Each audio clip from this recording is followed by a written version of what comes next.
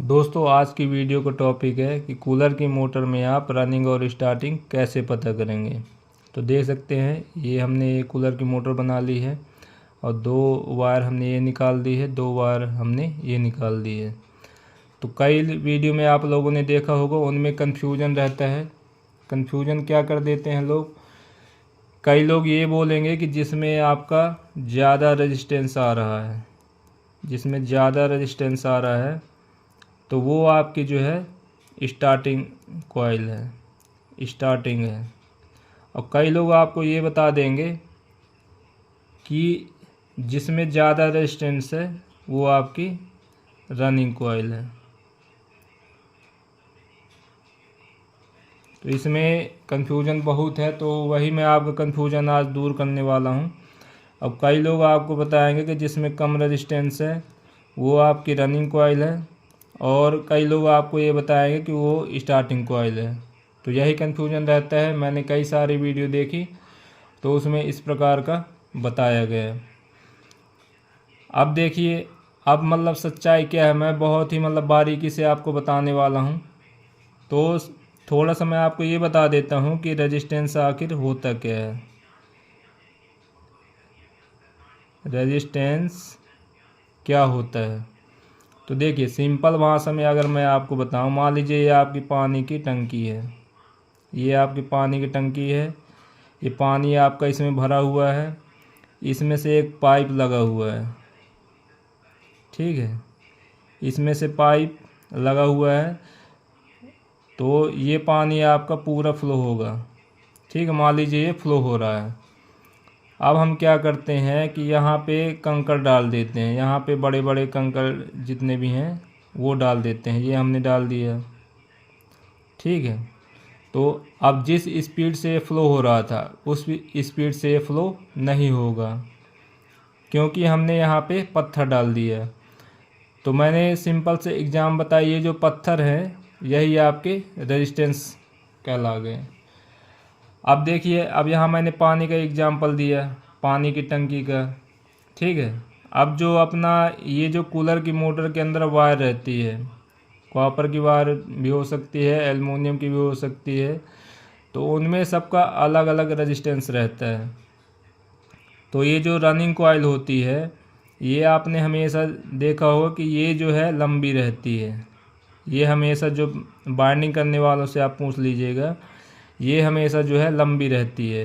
अब लंबी का मतलब क्या है, जैसे इसकी कॉइल बनेगी इसकी लंबाई रहेगी 39 इंच की, और जो स्टार्टिंग की कॉइल रहती है वो जो है छोटी रहती है। इसका जो लंबाई रहेगा लगभग 32 से 33 इंच रहेगा, ठीक है। अब यहीं पे आप देख के ये बताइए कि जो ज़्यादा दूरी है, ज़्यादा लंबी जो कॉइल बनेगी उसमें रेजिस्टेंस ज़्यादा रहेगा या कम रहेगा, और जो छोटी कॉइल बनेगी उसका रेजिस्टेंस ज़्यादा रहेगा या कम रहेगा। तो जाहिर सी बात है दोस्तों, जितनी लंबाई बढ़ेगी उतना ही रेजिस्टेंस बढ़ेगा, उतना ही रेजिस्टेंस बढ़ेगा। और जितनी ही साइज जो है छोटी रहेगी, दूरी कम रहेगी, तो उतना ही रेजिस्टेंस जो है कम रहेगा। एग्जाम्पल के लिए इसको मैं और क्लियर कर देता हूँ पहले एक बार आपको। चलिए मैं एक बार और क्लियर कर देता हूँ ताकि आपको ये समझ में और अच्छे तरीके से आएगा। मान लीजिए ये आपका यहाँ पे ट्रांसफार्मर लगा हुआ है, ठीक है, सबके घरों में लाइट आती है। मान लीजिए ये आपका ट्रांसफार्मर है, ट्रांसफार्मर।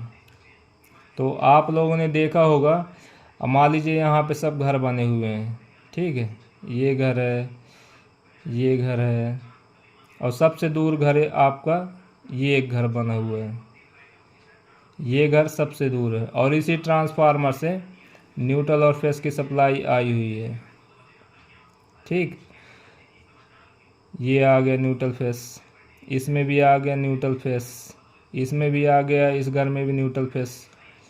अब ये ट्रांसफार्मर के पास में है, मान लीजिए ये है आपका 50 मीटर की दूरी पर, ये घर आपका है 500 मीटर की दूरी पर, ये आपका है 700 मीटर की दूरी पर। तो देखिए, ये जो सबसे पास वाला घर है इसमें वोल्टेज बढ़िया आएगी, हो सकता है ज़्यादा भी है, यहाँ पे आपका 240 वोल्ट भी मिल सकता है सिंगल फेस में। और जैसे ये दूरी बढ़ेगी तो यहाँ पे हो सकता है कि आपका 200 वोल्ट आए, और जैसे दूरी आपकी बढ़ेगी यहाँ जो है सबसे कम वोल्टेज आएगा, यहाँ पे हो सकता है आपका 170 से 180 वोल्ट ही आए। ठीक, तो जैसे जैसे दूरी बढ़ती है ये जो वायर है इनमें रेजिस्टेंस बढ़ता है और इस प्रकार वोल्टेज भी ड्रॉप होता है। तो उम्मीद करता हूँ कि आप इस एग्जांपल से समझ गए होंगे। तो इसमें यही है। अब चलिए मैं आपको मोटर के डायग्राम में बताता हूँ। तो इसमें से सीरीज से जब आप चेक करेंगे तो आपको कंफर्म नहीं होगा। कई बार आपको जैसे लोग बताते हैं कि जिसमें कम बल्ब जलेगा, कम बल्ब ग्लो होगा तो वो आपकी रनिंग कॉइल है, जिसमें ज़्यादा बल्ब ग्लो होगा वो आपका स्टार्टिंग है।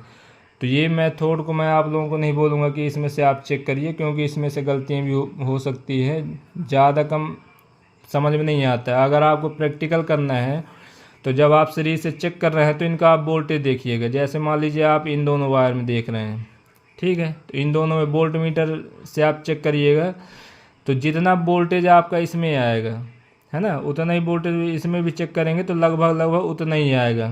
2-3 वोल्ट का अंतर हो सकता है, तो इससे आप क्लियर नहीं हो पाएंगे। क्योंकि मान लीजिए इसमें आ रहा है आपका 200 वोल्ट, इसमें भी आप चेक कर रहे हैं 200 वोल्ट मिल रहा है, 200 वोल्ट मिलेगा तो बल्ब आपको उतना ही ग्लो होगा, तो आप पता नहीं कर सकते हैं। तो मीटर में आपको चेक करना है। तो जो रनिंग कॉइल है उसका रेजिस्टेंस आपको, मान लीजिए ये दोनों में हमने चेक किया, रेजिस्टेंस आपको बता रहा है 110 ओम, ठीक, इन दोनों वायर में। अब इन दोनों वायर में हमने चेक किया, यहाँ पे आपको बता रहा है 98 ओम, ठीक।